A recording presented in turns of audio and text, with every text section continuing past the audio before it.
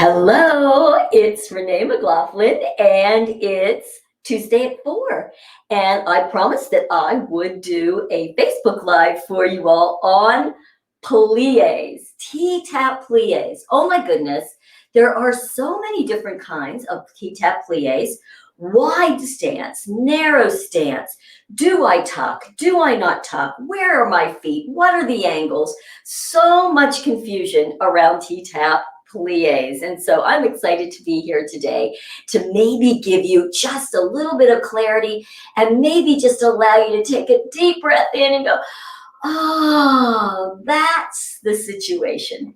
So in our groups and on my personal profile, I asked the question, do you typically prefer doing your plies with a shorter stance and toes not with a big turnout?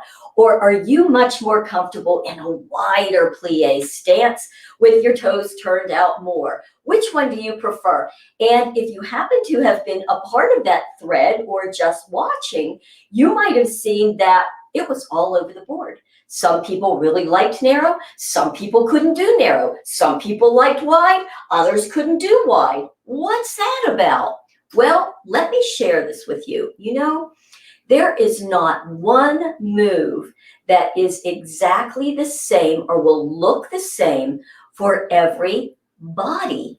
Every one of our bodies, our bone structure, the amount of tendon we have, how tight we are, ligaments, fascia, every body is very individual.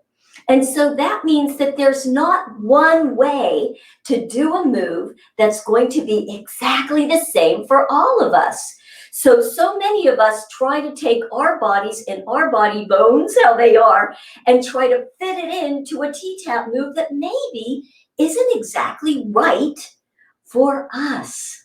So that's why it's nice to experiment a little bit and to see which way feels better for you. Where are you today? Sometimes I find I prefer a more narrow stance. Most of the time, I personally am much better off with a wider stance. So I hope, number one, that helps you. Whichever way, it's not wrong for you. All right, so that's number one. Number two, I saw a couple of people saying, oh, it hurts my knees, it hurts my knees, I get cracking in my knees. Well, you know, plies are going to be a challenge on knees depending on how you're doing it and where your weight is, but also what's the anatomical structure that you personally are dealing with. What do I mean by that? Well, when you're hearing cracking and you're really hearing a lot of bone and you find out that you've got bone on bone, you got bone on bone, right? So there's nothing you're going to do that's going to help bone on bone. The only thing that I recommend for that is to just get yourself wherever you can be comfortable in the position, whether it's more narrow, it probably will be, or out a little bit. And then when you do the rest of the moves, like the arm moves, you don't go up and down. Just like I know Denise answered that, and thanks, Denise, I'm with you. She said her knees are kind of wonky too, so she just holds the plie position. Excellent. You're still going to be working on the top of the thighs, so that's all good. So here's what I thought I would do today. I want to share with you guys a move that I love to do before I go into a whole plie series. And it's a way that you can start to open up in the hip joints, because that's going to be one of your personal limiting factors anatomically, by how low can you go, how deeply can you go, can those knees track over the first two toes, or do they typically go here if you're too tight? So if you can't get open here, how are you ever going to get those knees out? That's when you're going to need a more narrow stance. Can you see what I just did? So if I am not open here and I'm going to go back so you can see my toes, and I start to go in, I can only go to about here, not very far, but that's going to be good for me if I'm super tight in my hips, okay? So this is a move that will really help you open up in your hips. And it's taken from gentle somatic yoga. It's a technique that we call pandiculation. And animals pandiculate all day long. Do you ever see a cat? She's hanging out in the sun and then she gets up to move. And what do they do automatically? I'm sure dogs do as well. They get up and they stretch and then they come back, relax, and then off they go. That's a pandiculation. A pandiculation is where we contract or hug the muscles in, like the cat hugs the muscles, and then we slowly relax and open. It is a beautiful way for you to open in these hips. So let's do it together, or if you're watching this, do it when you start to watch. It's so cool. So just go out in your plie wherever it's good for you. I'm going to go out a little bit wider. Just like wherever you're just dropping those feet to. Don't worry about the feet, the knees. You're just going down. This is comfortable for me, okay? I can probably go a little bit lower because I've been doing a lot of hip openings over the years. So for me, it's right about here. I can hang here. Like, yeah, I'm going to work in here, but I don't really feel my knees. That's the place I want you to start with, okay? You can always put your hands here so that you can lift your torso weight up out of those hips. That's fine. The arms aren't as important with this. Now, I like to connect my heels to my heels. That's the bottom foundation of the body. And I want you to feel like you're pressing the heels down, and now you're going to slowly be straightening the legs. Now, you don't have to really press back very much, but you just want to at least not think about letting the knees come in. It's more not this than really push back. And you're going to start to straighten the legs. Now, you're going to get to a part, this is the hug in part, where right here, I can start to feel my sit bones or my hip bones, okay? Another way to think about it maybe is you start to feel those glutes. And I want you to visualize those hip bones like elevator doors, okay? You're going to close the elevator doors as you straighten. And I want you to do essentially Kegels. We're going to work pelvic floor. As those elevator doors close, the glutes tighten. I want you to feel like you're pulling everything up, up, up, up, up, up, up. Even my kneecaps are lifting. I'm lifting the kneecaps. My glutes or my tush is engaged. My parts are engaged. I'm pulling it up. So what we're doing is we're hugging all those muscles in and up. And then slowly, I'm going to drop the muscles down. I'm going to relax my pelvic floor. My sit bones are going to spread. My glutes release. And then I'm going to slowly drop and bend back down. And at the bottom, I'm going to relax. And what you're going to notice, we do this 3 times, that each time you're able to get lower and lower. Now, this is where I'm at. So I'm just going to do it one more time, but I'm going to encourage you to do it 3 to really get the max amount. So you're just going to press the heels down to kind of come up, up, up, up, up. Elevator doors shut, glutes engage. You're pulling it up, pull the belly in and up, in and up, in and up, in and up. You can even lift the shoulders just because. And then we're going to unwind. Let it drop down. The belly releases, the glutes release, the sit bones come out. Slow. This is called the slow release. And once you're at the bottom, relax. Can you see how low I am now? Anybody that's going to do that is going to feel that. Now, excuse me, now you're really well open in the hips. Once those hips are open, now you can get more out of your glutes and your legs. So when you go down, I just want you to go to wherever it's good for you, okay? Maybe up a little bit higher so you're not just hanging out down there. And let's go to the next part of what we do with plies. Lots of questions on how do I hold the tuck? Guess what? No tuck. You don't hold a tuck because you don't tuck. So think about this. You're in this position. How are you going to tuck? What are you doing? Like this? Like this? It doesn't work. Okay, no tuck. Now, what Teresa was saying, and she did use the tuck word, and I'm going to take the tuck word out of there, sacrilegious though that may be, okay? What you don't want to do, though, is when you go up and down, you don't want to do this. It's more don't bring your shoulders forward and your tail back. This is a squat, okay? It's not a plie. So I don't care how big that booty is, You don't even think about that booty. You might want to think about just drawing your tailbone down, but I like to just think about it like I'm sliding my back down the wall. That's all I'm doing. I'm sliding up and down. My shoulders are not going in front of my hips. Okay. So I can go up and down. If I have a big booty, I'm going to arch my back a little just to show you I have a bigger booty. Doesn't matter. You're still going up and down. You're taking it all in the tops of those legs. Okay. So here it is. No tuck. No tuck. Yes. Thank you. I'm sorry. I don't know who you are. It just says Facebook user to me. So whoever said that, no tuck. You cannot tuck and go up and down. Think flat back. Just think flat back. Just think I'm sliding my back down the wall. I'm sliding that back up the wall. Now, where it becomes, that's fairly easy. Like we can kind of connect to that.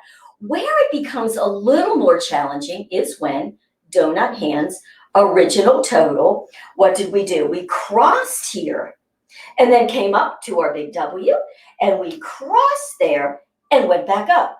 So because most things are in front of us, the tendency, if we're not paying attention, is to do this. When the arms came forward, the shoulders came forward. And when the shoulders come forward, the tail goes back. Otherwise, you're going to, you don't have any balance, right? So it kind of goes together this way. So when you do this and you cross in the front, you're just sliding your back down the wall. Up it comes big W, okay? Slide down, there it goes. I'm not coming forward or back, and I'm coming back up. So that's the drill. Now, when Teresa then went into more senior fit, etc., she brought the stance in more. She brought the toes in more. This was okay, but in this narrow position, you cannot go up and down very far. So it stops you from putting too much pressure on those knees. So older knees, older bodies, those of us who are not open in the hips, that makes sense, right? Up and down. You're not going to get as much tight and tone in here, but it doesn't matter. You're going to where your anatomical body is right now, okay? So that's perfect. Then what was the next thing she did? Then she gave us the bear claw. And she didn't have us cross in front because she always knew that if you crossed in front, what are we going to do, ladies? We're going to do this typically. So she just brought it from here, zipped it up to here, up, down, and over, okay? So what I'm going to suggest is I love this one. It feels really good. I do it a lot. But the not as wonderful part of that is part of the whole reason that T-Tapp is so good for our brain is that crossing the center line. So you can still, now that you know the whole idea behind doing this is not to come forward, you can still do this, right? Just bring the arms out a little bit more in front of you, big W, and you can even do that in a narrow stance if you want more cross patterning, crossing the center. That helps to cross the brain. So it's just really good for brain body. That's one of the reasons that we crossed, or she crossed there. So I hope that part helps. Now, there's another part that I want to address. I know I'm going to get stones and nasty tomatoes thrown at me for this, but I'm going to hold my own with my thoughts about this. And that is, here we are. What did she always say? Outside foot, no big toe. You know, here's what I want to say about that. If that works for you and that felt good and all is good, you can continue to do that, okay? I found for myself that didn't work so well. And I've heard from a lot of people who did it for years, no big toe, way on the outside, and they ended up having a lot of issues, foot issues, outside knee issues. So I am not a proponent of that.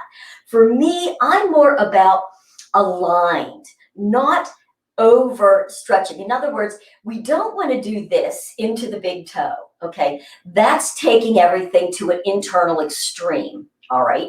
But if you go way like this, that's another extreme.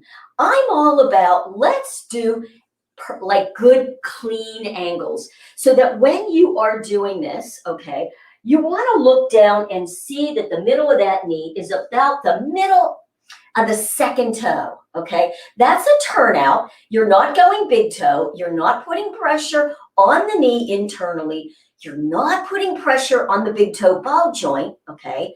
But you're also not taking yourself out to an extreme. So that's why I am always about, if you want to lift the toes, get yourself in the position. I lift my toes. I feel the ball joint under my big toe, under the little toe and the heel, okay? As I'm doing that, for me, the turnout to get the knee out is not going to be from my foot. It's going to be from my hips and thighs. I like to think about taking these thigh bones and doing a slight external rotation. Now, once again, if you're really tight in here, okay, you're only going to be able to go out a little bit. So maybe that is the time when your narrow stance will come into play. Your still tailbone is down. I'm lifting my toes, okay? If you want to go out a little bit, that's fine, but I wouldn't take you all the way to here. It doesn't feel good, but I can go out a little bit and come down, only go down to where it's comfortable for you. So never try to force your body into any of these positions that don't feel good, thinking that there's something wrong with you, or that your form is wrong, or how come I can't do it. It's because we have to honor our own bodies with that. And I hope that that helps. So I see one of my favorite T-tappers, somebody who taught me so much way back in the beginning, Sherry. Blessings, I'm so glad you came on. And Sherry and I've had this conversation about the outside foot, and Sherry did it for years as well and had real problems with the bottom and outside of the foot. I have something I can share with you. Oh, beautiful. So that will be great. Sherry can share it with me, and either she and I can get on if I can if I can convince her to do a live with me as a guest. That would be fun. But if not, she could share it with me and I'll share it with you. So I hope that that helps you. Do the pandiculations. I love, love, love to hear your experience with them. I think you're going to find them to be really powerful. And then again, you just listen to your own body. I hope that the no tuck helps. Flat back. Okay. I said I was going to talk more about the arms, but I think just really focusing on getting this part down is enough for the brain. And then that without the booty coming out and the shoulders forward. I think just that will really transform that part of your T-Tapp workout and give you really, really nice results. So thanks so much for listening to me today, and I hope this helps. And also, please make sure to let me know, come into the group or on my own page, and let me know if there's a move or a philosophy or something that you would really love some clarity on. And let's see if together we can make that happen. I love suggestions. It helps me because I don't always know exactly what it is that you would love to learn. Mwah. Blessings. Anybody else have anything else? Oh, Colette, thank you. Held the plie. Oh, excellent. Sliding down the wall. Yes, Colette's also a long, long time T-tapper. So, we've all been in this together, right?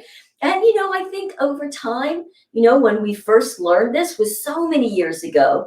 And Teresa, when she started teaching all of us, she was 25 years younger than as she was when we started. And things shift and change. Our own bodies shift and change. And as we start to experience in a different way, we're better able to really help and say, you know what, that worked for me when I was 40, but at 62, not so much. I don't want to be on the outside of my feet. Maybe if I do that. So anyway, thanks. And thanks, Sherry and Renee's on and Colette and Pam. Hey, Pam. And anybody else that I might not have your name. Thanks for listening. And I'll see you again soon. Take good care and keep on tapping.